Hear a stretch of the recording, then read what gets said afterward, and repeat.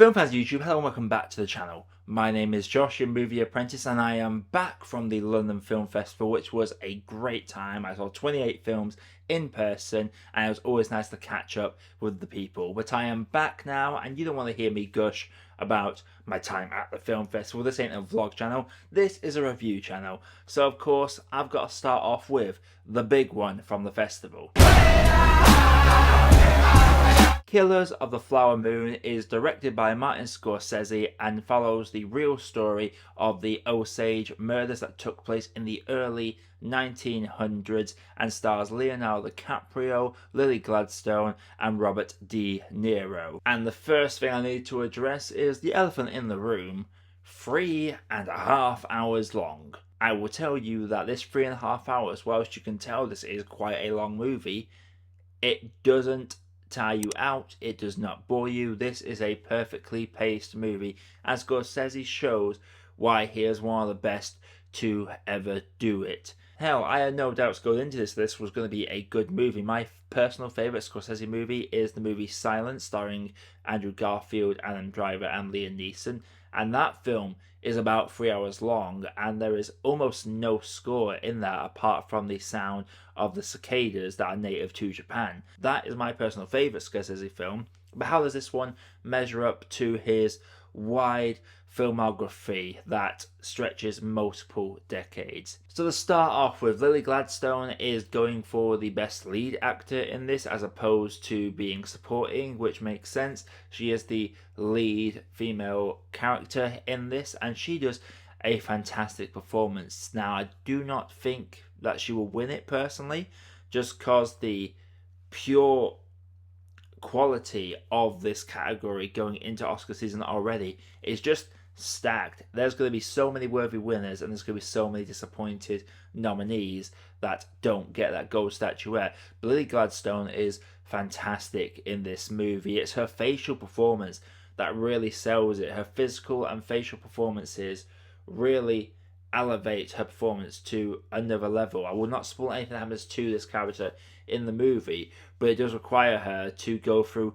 various levels of emotion, and for every time that she is completely giving in to the emotions, to the anger, to the grief of these murders, there are times where she is just death staring certain individuals, where you could tell that her character is really thinking about what's going on and having her suspicions about the people around her, and she does a brilliant job in this. I would not only be caught on the other end of her death glare. Switching over to Leonardo DiCaprio. Now, he is great as always. Like, Leonardo DiCaprio has never really done a bad performance when it comes to his movies.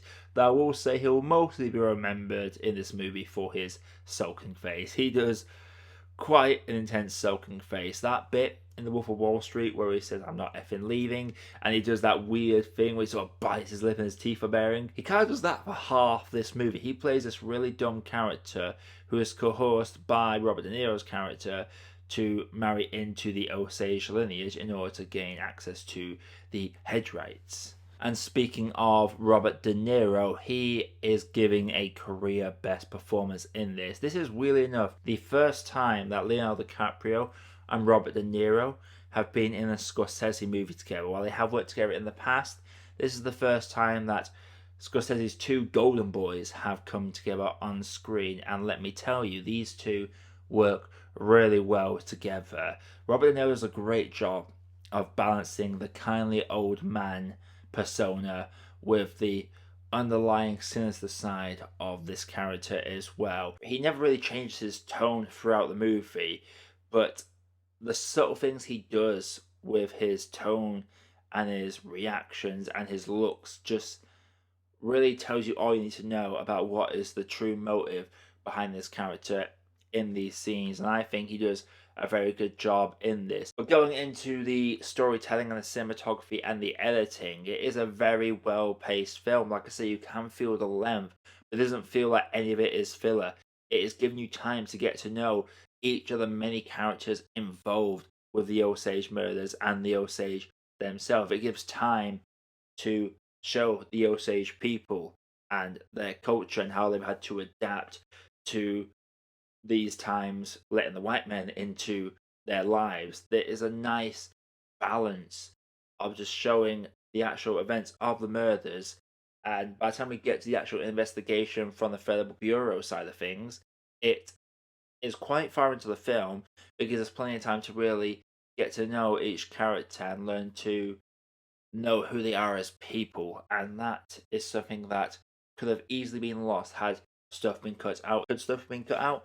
Sure, it could have, but I feel like the runtime was justified in this case, and quite frankly, 3.5 hour movies, sure, they're long, but what's an extra hour if you're going to watch a 2.5 hour movie anyway? Life is short, and if it's giving you a good movie at the end of it, then this is worth the watch. If I had to say I had any real flaws with this movie, I will say that whilst there is a genius aspect to the ending piece of the movie, it does feel like things get wrapped up rather rapidly. So it feels like Scorsese probably had like a 5 hour cut of this movie somewhere, but was insisted on by the studio executives to cut it down, and he decided to do something very creative with how to wrap up this movie.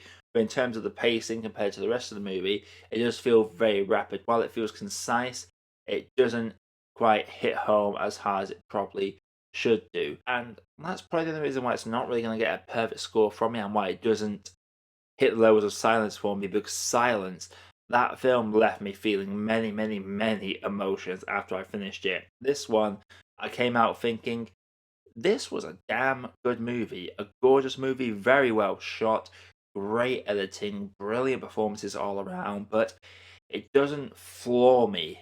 And that's kind of what I need a film to do to really elevate itself to top tier status.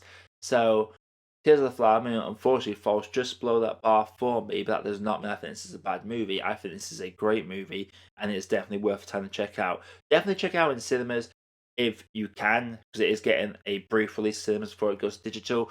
Watch it on the big screen, because you won't get any distractions from being at home, and this is worth watching start to finish and fully taking in all the information the movie provides. So overall, Killers of the Flower Moon is Martin Scorsese doing what he does best, and that is directing movies. For all the people that like to crap on Martin Scorsese for his opinions against blockbusters and modern day movies, he's got points, but that's a whole other video that I would love to get into at some point. But in terms of the context of this movie, yes, it's over 3 hours long.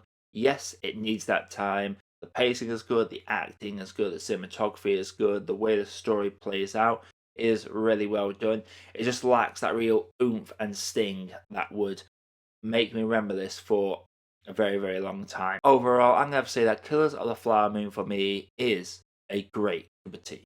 So Killers of the Flower Moon, have you seen it? If you have, let me know what you thought down in the comments below. Coming up on the channel, we have a lot more London Film Fest stuff to cover, including Boy and the Heron, as well as a few small movies that you might not have heard of that I think are absolutely brilliant. So I can't wait to talk to you about those movies. I'm also considering going to a writing side of things, whilst I still will be doing reviews on here.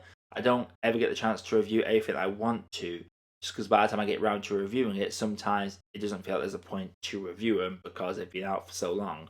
So it looks like I might be starting a blog to just review each movie I see individually as its own separate website. That will happen to the new year, but that's worth keeping an eye out for in the meantime. But until next time, my name is Josh, I have been Movie Apprentice, and I'll see you all in the next video.